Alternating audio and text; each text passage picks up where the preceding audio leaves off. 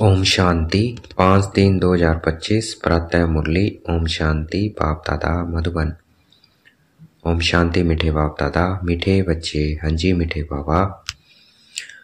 खुशी जैसी खुराक नहीं, तुम खुशी में चलते फिरते पैदल करते, बाप को याद करो तो पावन बन जाएंगे।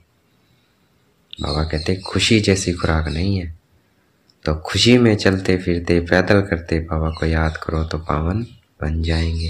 तो जितना बाबा को याद उतना खुशी में रहेंगे और पावन बन जाएंगे। और खुशी जैसी खुराक भी कोई नहीं। प्रश्न, कोई भी कर्म विक्रम न बने उसकी युक्ति क्या है? उत्तर, विक्रमों से बचने का साधन है श्रीमत।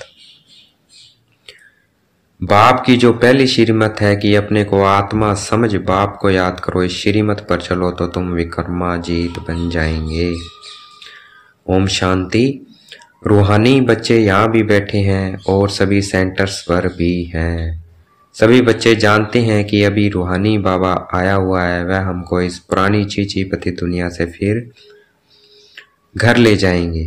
बाप आए ही हैं पावन बनाने और आत्माओं से ही बात करते हैं। आत्मा ही कानों से सुनती है, क्योंकि बाप को अपना शरीर तो है नहीं। इसलिए बाप कहते हैं मैं शरीर के आधार से अपनी पहचान देता हूँ। मैं इस साधारण तन में आकर तुम बच्चों को पावन बनने की युक्ति बताता हूँ।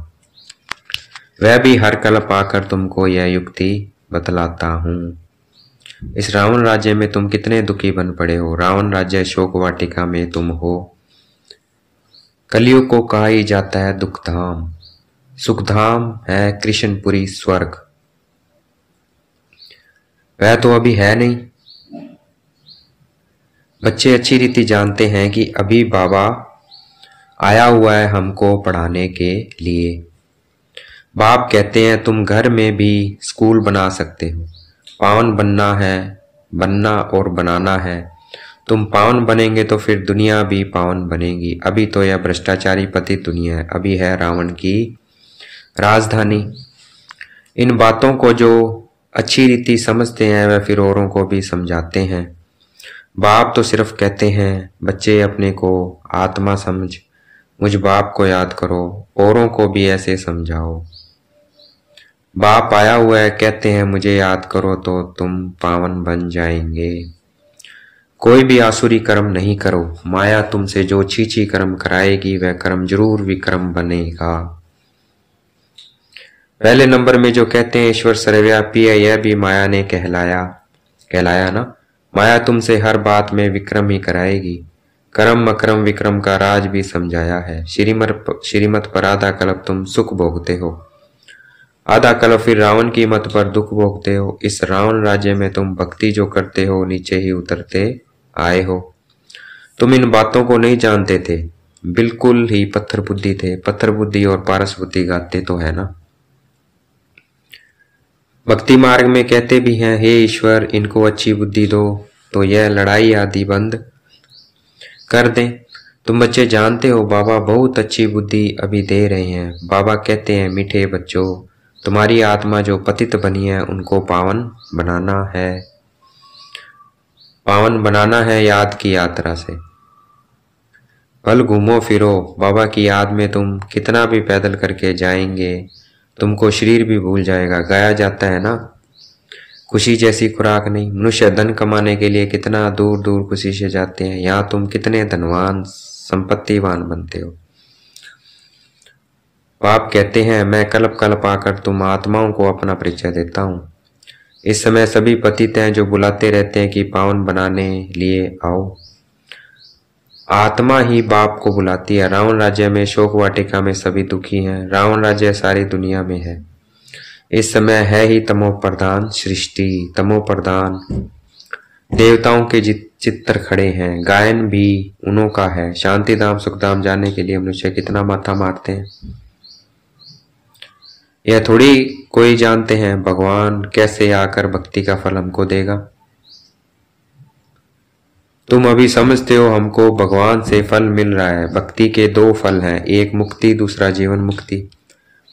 यह समझने की बड़ी महीन बातें हैं। जिन्होंने शुरू से लेकर बहुत भक्ति की होगी वह ज्ञान अच्छी रीति लेंगे।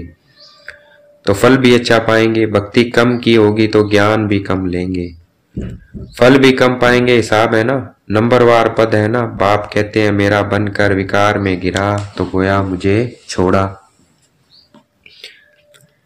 एकदम नीचे जाकर पड़ेंगे। कोई तो गिर कर फिर उठ पड़ते हैं, कोई तो बिल्कुल ही गटर में गिर जाते हैं। बुद्धि बिल्कुल सुधरती ही नहीं। कोई को दिल अंदर खाता है, दुख होता है। हमने भगवान से प्रतिज्ञा की और फिर उनको धोखा दे दिया, विकार में गिर पड़ा, बाप का हाथ छोड़ा, माया का बन पड़ा।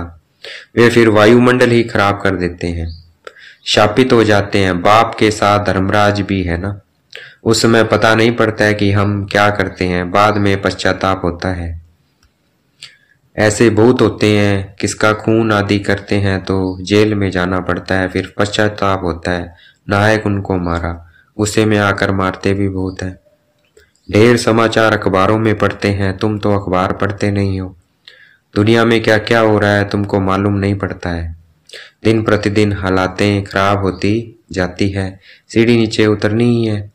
तुम इस ड्रामा के राज को जानते हो। बुद्धि में यह बात है कि हम बाबा को ही याद करें, कोई भी ऐसा छीछी कर्तव्य न करे जिससे रजिस्टर खराब हो जाए। बाप कहते हैं मैं तुम्हारा टीचर हूं ना। टीचर के पास स्टूडेंट की पढ़ाई का और चाल चलन का रिकॉर्ड रहता है ना। बाबा ने क्या कहा? बाप कहते हैं मैं तुम्हारा टीचर हूं ना। टीचर के पास स्टूडेंट की पढ़ाई का और चाल चलन का रिकॉर्ड रहता है ना। कोई की चाल बहुत अच्छी है, कोई की कम, कोई की बिल्कुल खराब। नंबरवार होते हैं ना। यह भी सुप्रीम बाप कितना ऊंच पढ़ाते हैं।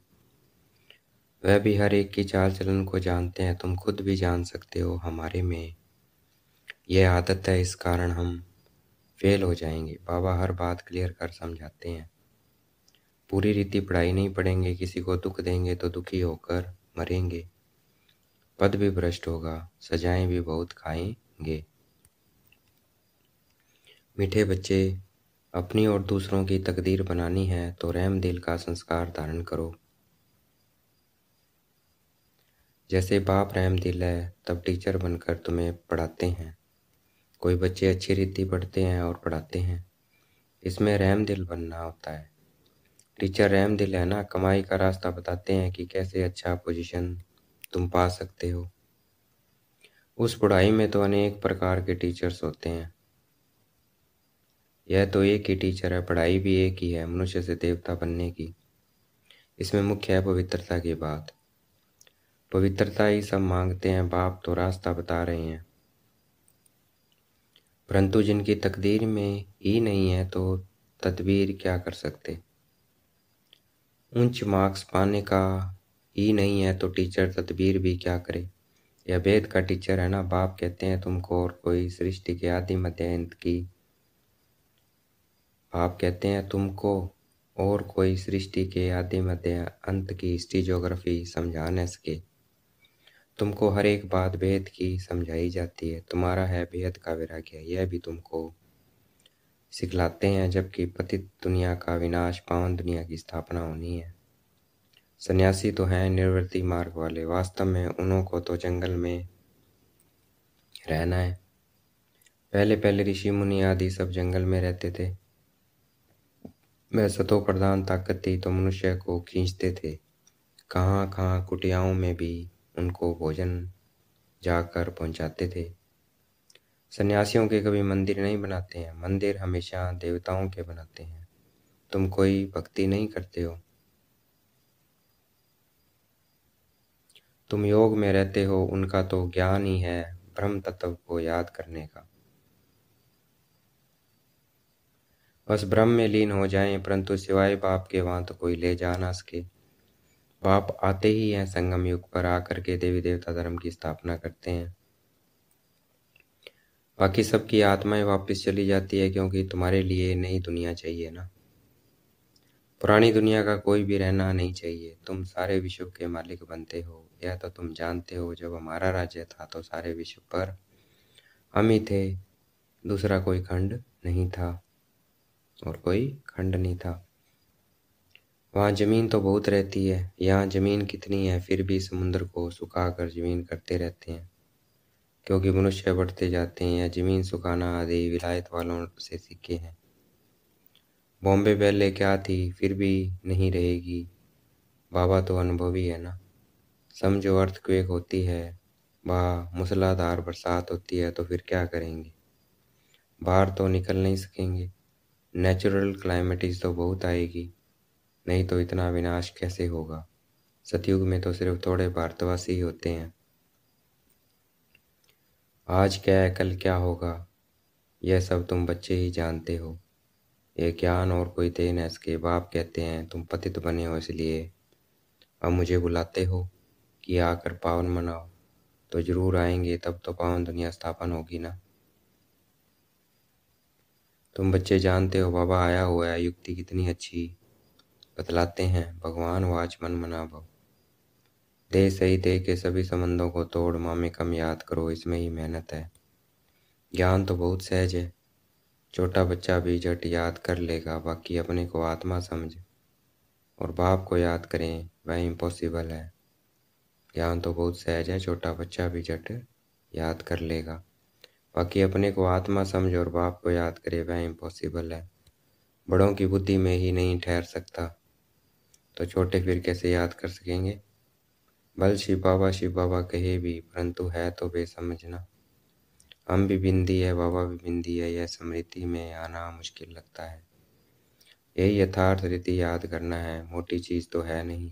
बाप कहते हैं यथार्थ रूप में मैं बिंदी हूँ, इसलिए मैं जो हूँ जैसा हूँ वह सिमरन करे, यह बड़ी मेहनत है। वह तो कह देते हैं परमात्मा ब्रह्म तत्व है, और हम कहते हैं वह एकदम बिंदी है। रात दिन का फर्क है ना। ब्रह्म तत्व जहाँ आत्माएं रहती हैं उनको परमात्मा कह देते हैं। बुद्धि में यह रहना चाहिए मैं आत्मा हूँ, बाबा का बच्चा हूँ। इन कानों से सुनता हूँ, बाबा इस मुख से सुनाते हैं कि मैं परमात्मा हूँ, परे ते परे रहने वाला। तुम भी परे ते परे रहते हो,